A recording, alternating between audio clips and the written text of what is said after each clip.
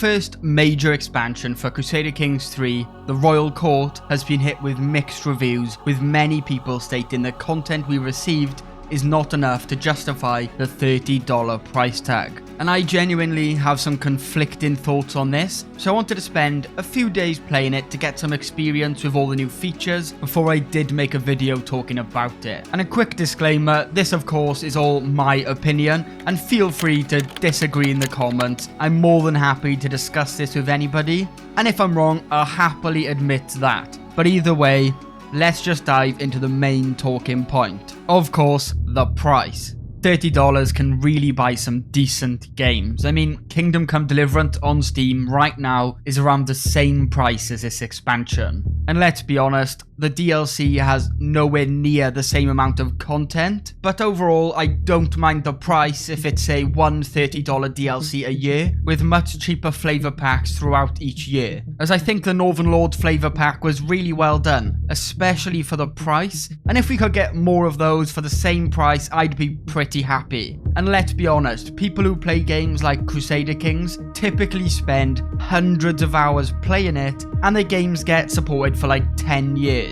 And the one-time purchase isn't going to support continued development for that whole time. So I really do think people who play it a lot get pretty good value for their money. But if you just play it from time to time, I can fully understand either not bothering with the DLC or simply waiting for a sale, which does seem to happen fairly often with Paradox games and their DLCs. There was also the free update to version 1.5, which was a fantastic feature-filled update that I'm so happy included the more important features that end up being the backbone to the DLC. The bulk of the cultural overhaul with ethos, pillars and traditions, which alone just adds so much to the game. There was also the court positions included with the free update, which was one of my favourite additions. Just the fact that there's so many different jobs that actually cost a salary, so there's more uses for your money other than buildings and an army upkeep. And the last thing I'll mention here is you still get access to artifacts like swords, crowns, armour,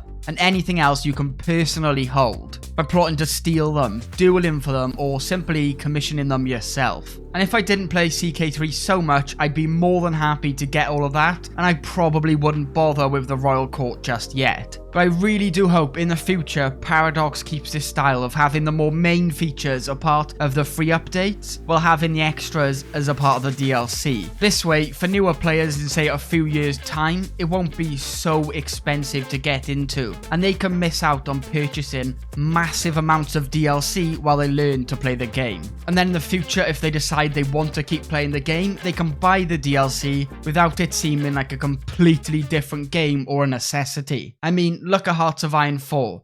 Many people ask if the games are okay to play with no DLC, and often they're told yeah, you can play it, it's still pretty fun, but it's nowhere near as good as with all the DLCs. And this sort of thing is just very off-putting for newer players looking to get into these games in the future. This of course is a massive if, but hopefully in a few years people can say CK3 is a very similar game without the DLCs, and the DLCs just add even more on top of the base game. Sure, Paradox could have completely had the culture system and court positions behind a paywall, and I'm sure less people would complain about the $30 price tag. But there's still a lot of people who can't afford to spend that on just a DLC and would miss out. So yeah, price-wise, I fully understand both sides. But honestly, I'd rather take the optional DLCs that add extra things than lock in massive features behind paywalls. But in my opinion, it isn't all great. I've definitely got some complaints, but first I'll quickly talk about what I like.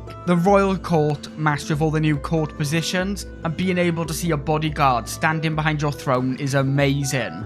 As before the update, a lot of courtiers meant nothing to me and I couldn't care less about them. And this just made CK3 feel very lacking in terms of roleplay, which to me is what it should focus on the most. It's what makes CK3 stand out from the other grand strategy games. And you can see this if you look back on my latest video while playing as Britain. I had a bodyguard, Oswulf, who through new events and seeing him in the court, I actually learned a lot about him. He was clearly insecure about not being the strongest, but didn't hold back if someone was annoying him. literally ended up holding someone out of a window. I found it pretty sad when he actually died of old age, and none of this would have been as good if it wasn't for the royal court. And the role-playing aspect of the game was one of my biggest complaints previously, but I think this does do a great job at going in that direction. The different types of courts are fine that you can choose from your ethos your culture has. It's a nice addition, especially with characters that spend a lot of time in courts, getting these new traits, adding stats to them like prowess and martial, for actually spending time at a warlike court and so on. Then of course we have artifacts that you can put in your court. And I think it's actually great going out and checking other rulers' courts, seeing what artifacts they have on display, and just deciding, I want that. Going full British Museum on them, and stopping at nothing to take them and displaying them at my own court. And it just makes the place look nicer, and you get some pretty great bonuses from them. And a few times while fighting enemy armies, I've actually stole their banner, and being able to display it on my wall as just the ultimate Chad move. And finally, there's the inspired characters added that get, well, inspired to make certain types of artifacts, like crowns, furniture, and whatever else. And it lets you know how good they are at their craft, and you have the opportunity to fund this person. And a few events afterwards deciding on how good the item will be. I mean, sure, it does get kind of repetitive, but honestly, I've had a lot of fun with it, and I just think it's just little things that CK3 really needs. Probably though, for me, my favourite part of the DLC is being able to diverge or reform your cultures. And of course, forming hybrid cultures. Then deciding the main language, fashion, and everything else as well as traditions. It's a nice touch, and it really does do a lot for roleplay. Rather than forcing your new vassals to convert, you can merge the two cultures together if you build up enough acceptance between the two.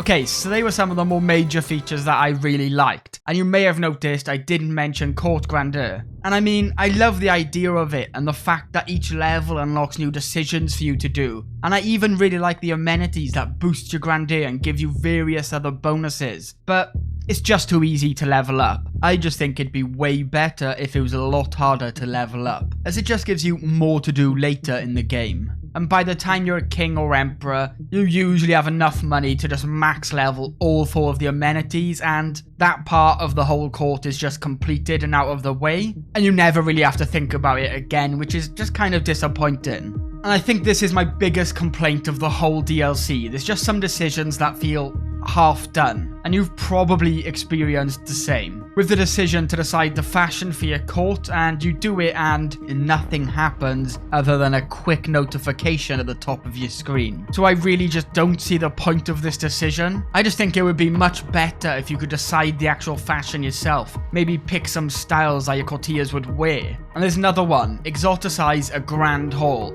From what I've had happen, it doesn't exactly do anything either, which just seems weird. Personally, I think hiring a royal architect should allow you to customize your court to your liking. I mean, sure, this isn't The Sims, but it would just be nice to be able to change how your rug looks, or slight changes to the chandeliers, or the pattern that goes around the wall, and just little things like that to make your court more yours. It doesn't have to be anything major, but just little things would really go a long way. The second biggest talking point behind the price I've seen is the fact you need to be a king or emperor to get the royal court. And I actually don't mind this part, as it just means there's more to look forward to later in game when you finally become a king, and it just kind of feels more rewarding that way. Plus, there is already a mod on the workshop by Uber that gives dukes access to the court. If you would like to install this mod, I will leave a link in the description, but I really do see the argument that paying $30 and having to play as a king to even get the court is kind of just weird. I mean, maybe they could make it so the player always has access to the court no matter what rank, but AI rulers don't until they become a king, as I assume there would probably be some performance hits if every AI ruler had the court. And of course, the other problem is tribal rulers don't have access to any sort of court. I mean, historically speaking, they did have like mead halls and such where they could take visitors, hold meetings, and it's just a shame it wasn't added in CK3. Maybe they're saving it for some future DLC, I don't know. Of course, it would have to be adjusted a fair amount, but for $30, I think it should all be included in one package, or maybe they have no plans to give it to them, I have no idea. And to end the video, I'd like to mention my favourite part of this whole update, and that is the event. There's some really great and funny ones that have been added, and they're just a massive step up from the vanilla ones. I had a great one about everyone singing a song about a garlic king that closely resembled me. And as you can imagine, that's not the most flattering thing. All that time my bodyguard was arguing with a courtier and dangling him out of the window. There's just some really great flavour added that just emphasise the best parts of Crusader Kings 3. Overall, I am happy with the free update and the DLC. There's some things I'd like to see improved like I mentioned, and I can see why some people are annoyed. But I know I'll spend so much time playing the game, I'll get the value for my money, but it's not the same for everyone. I just really hope in the future they keep adding the base mechanics in the free update with the optional extra stuff through the paid DLCs. I think that's a great idea, but we'll just have to see. Anyway, thank you so much for watching, and feel free to let me know what you think in the comments. And if you did enjoy the video, consider leaving a like and subscribing. We're going to end the video with a massive thank you to all the channel members. We have Bayek Von Quark, Arcane, Damien, Intermio1, Irrelevant, Luke Jarrett, Zigadelic, Random Icelander, and Dover404. Thank you all so much for watching, and hopefully I'll see you in the next one.